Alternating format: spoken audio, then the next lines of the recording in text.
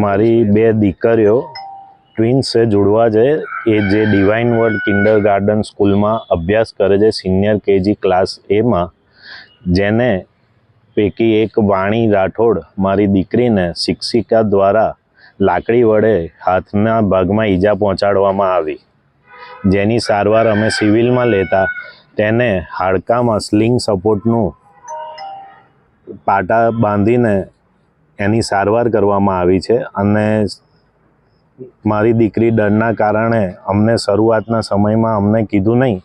ત્યારબાદ જ્યારે મને જણાવ્યું કે મને મનીષા મેડમ દ્વારા લાકડી વડે માર મારવામાં આવ્યો છે, ત્યારે મેં સ્કૂલના પ્રિન્સિપલ સમક્ષ આવીને તેની રજૂઆત કરી.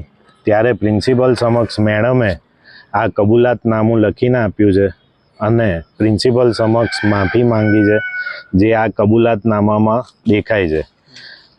મારા બાળકોને ઈજા થઈ એ વસ્તુ તો બરાબર છે, જે થઈ ગયું એ ઘટના બની ગઈ છે, પણ અન્ય બાળકો સાથે આવું ના થાય તે માટે પોલીસ પ્રશાસન અને રાજ્ય સરકાર આ માટે કડક કાયદા અને પગલાં ભરે તે માટે મારી નમ્ર અપીલ છે. આ બાબતે પોલીસ ફરિયાદ આપી છે તમે? હા, પોલીસ ફરિયાદ ગઈકાલે એ ડિવિઝનમાં નોંધાઈ છે.